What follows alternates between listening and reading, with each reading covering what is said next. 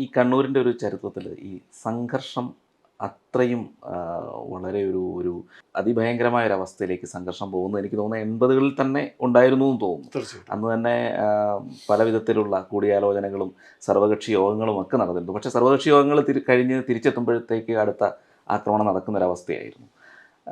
എന്തുകൊണ്ടാണ് ഈ ഒരു വലിയ ആക്രമണങ്ങളിലേക്ക്, വലിയ സംഘർഷത്തിലേക്ക് ഇത് മാറാൻ കാരണമായത്? സംഘത്തിൻ്റെ പ്രവർത്തനം ശക്തമായതാണോ? അതാണ്. അപ്പോൾ നമ്മൾ സംഘർഷ ചരിത്രം പഠിക്കുമ്പോൾ നമുക്കതിൻ്റെ കാരണം വ്യക്തമാകും. പിന്നെ കണ്ണൂരിൽ സംഘർഷം വ്യാപിച്ചത് ഇപ്പോൾ 69 വാടിക്കൽ രാമകൃഷ്ണേട്ടൻ്റെ കൊലപാതകം, അതാണ് ആദ്യത്തെ കൊലപാതകം. കണ്ണൂർ ജില്ലയിൽ സംഘപ്രവർത്തകൻ എന്നുള്ള നിലയ്ക്ക് നടന്ന ആദ്യ കൊലപാതകം. അതിനുശേഷം പിന്നെ ഇടയ്ക്കിടയ്ക്ക് എന്നുള്ള നിലയ്ക്കാണ്. കാരണം സംഘപ്രവർത്തനം അത്ര വ്യാപകമായിരുന്നില്ല. എവിടെയൊക്കെയാണോ ശക്തിപ്പെട്ട് വന്നിരുന്നത് അവിടെയൊക്കെ സംഘർഷം ഉണ്ടായിട്ടുണ്ട്.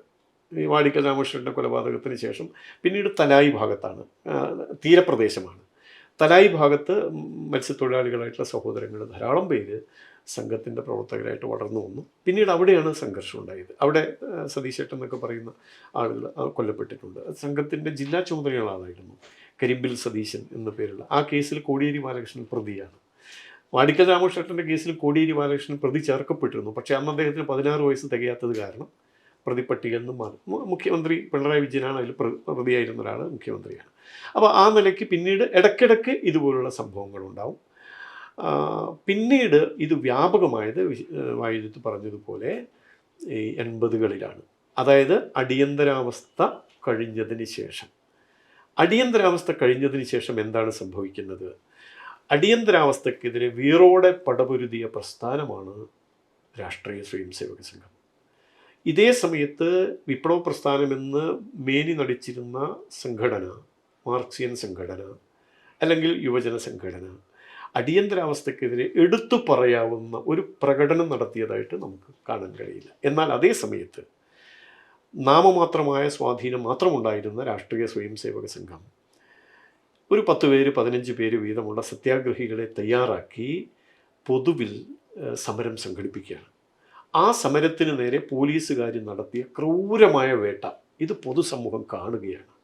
അപ്പോൾ വിപ്ലവ വീര്യമുള്ള അല്ലെങ്കിൽ ഈ ഏകാധിപത്യ പ്രവണതക്കെതിരെ പ്രതികരിക്കണം എന്ന് തോന്നുന്ന ധാരാളം ആളുകൾ സംഘത്തിൻ്റെ അനുഭാവികളായി മാറുന്നു. ഇവർ സമരം ചെയ്യുന്നുണ്ടെങ്കിൽ AKG തന്നെ രേഖപ്പെടുത്തിയിട്ടുണ്ടല്ലോ. ജയിലിൽ അദ്ദേഹം കഴിയുമ്പോൾ അദ്ദേഹത്തോടൊപ്പം ഉണ്ടായിരുന്ന നമ്മുടെ പ്രവർത്തകരുമായുള്ള സമ്പർക്കത്തിലൂടെയൊക്കെ അതിനെയൊക്കെ പരാമർശിച്ചുകൊണ്ട് അദ്ദേഹം എഴുതിയിട്ടുണ്ട്. ഈ തരത്തിൽ അതിശക്തമായ മർദ്ദനമുറകളെ അതിജീവിച്ച് നാടിനു വേണ്ടി ഇവർ പ്രവർത്തിച്ചിട്ടുണ്ടെങ്കിൽ അതിനവരെ പ്രേരിപ്പിക്കുന്ന എന്തോ ഒരു മഹത്തായ ആദർശം അവരുടെ ഉള്ളിലുണ്ട് എന്ന് പറഞ്ഞത് AKG ആണ്. AKGക്ക് അത് പറയാൻ കഴിഞ്ഞിട്ടുണ്ടെങ്കിൽ AKGയുടെ അനുയായികളായ ധാരാളം ആളുകൾ ആ സത്യം തിരിച്ചറിഞ്ഞു.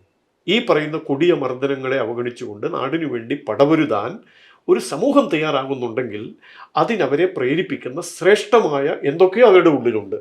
സ്വാഭാവികമായും ആ വിലയിരുത്തൽ സംഘത്തോടുള്ള അടുപ്പമായി മാറുന്നു.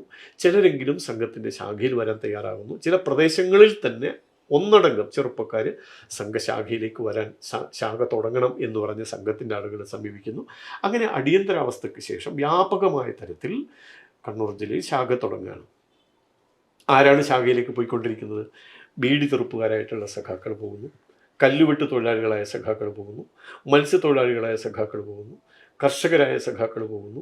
ധാരാളം പേര് ഒളിച്ചും പാത്തും പതുങ്ങിയും ഒക്കെ ആണെങ്കിലും RSS തരക്കേടില്ല എന്ന് പറയുന്നു. ഇത് CPMനെ സംബന്ധിച്ച് ഞെട്ടിക്കുന്ന പ്രതിഭാസമാണ്.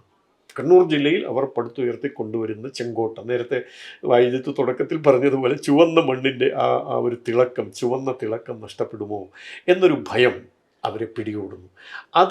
അതിനെ മറികടക്കാൻ എന്താണ് മാർഗം? ആശയപരമായിട്ട് സാധിക്കില്ല. പിന്നെന്താണ് മാർഗം? പിന്നെയുള്ള മാർഗം ഇത് തന്നെ. ശാഖയിൽ പോകുന്നവരെ ഭീഷണിപ്പെടുത്തുക, ചെറിയ ചെറിയ പ്രശ്നങ്ങൾ ഉണ്ടാക്കുക. നമ്മൾ കണ്ണൂരിലൊക്കെ പറയുന്ന പ്രയോഗമുണ്ട്, മാന്തിപ്പറി എന്ന് വെച്ചാൽ വലിയ തോതിൽ രക്തച്ചൊരിച്ചിലൊന്നുമില്ല, പക്ഷെ മാന്തിപ്പറി ഉണ്ടാവും.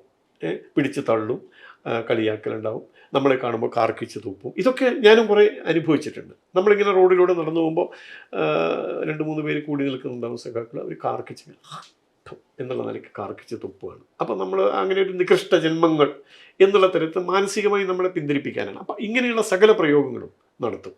ഇതിലൊന്നും വഴങ്ങുന്നില്ലെങ്കിൽ പിന്നെ വേറെ മാർഗമൊന്നുമില്ല, അക്രമം നടത്തുകയാണ്.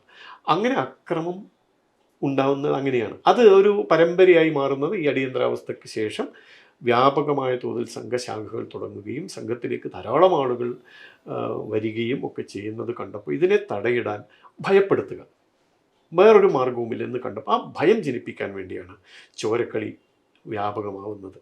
അങ്ങനെ ശാഖയിൽ പോകുന്നത് മരണത്തിലേക്കുള്ള ചുവടുവെപ്പാണ്. ഈ ചുവടുവെപ്പിൻ്റെ അവസാനം മരണത്തിലേക്കാണ് എന്ന നിലയിലേക്ക് കാര്യങ്ങൾ എത്തുമ്പോൾ പലരും അങ്ങനെ പിന്തിരിഞ്ഞിട്ടുണ്ട്.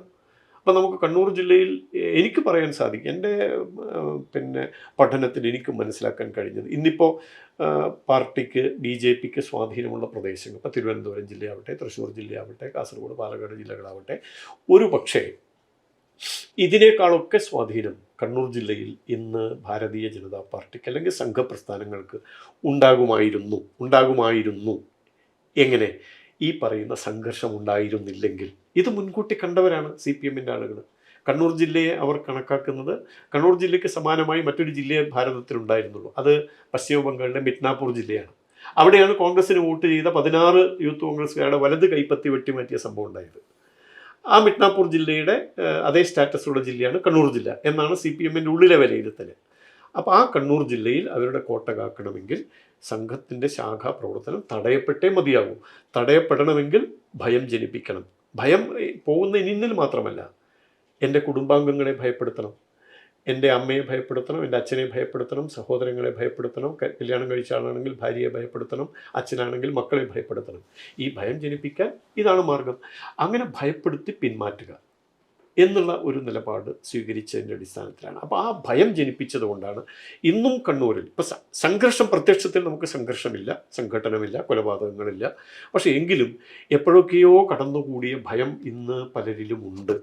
അതുകൊണ്ടാണ് വേണ്ടത്ര ശക്തിയിൽ പാർട്ടി പ്രവർത്തനം, സംഘപ്രവർത്തനം അവിടെ ഇന്നും ഒരല്പം പിന്നോട്ട് പോകാനുള്ള കാരണം ഈ സംഘർഷം തന്നെയാണ്.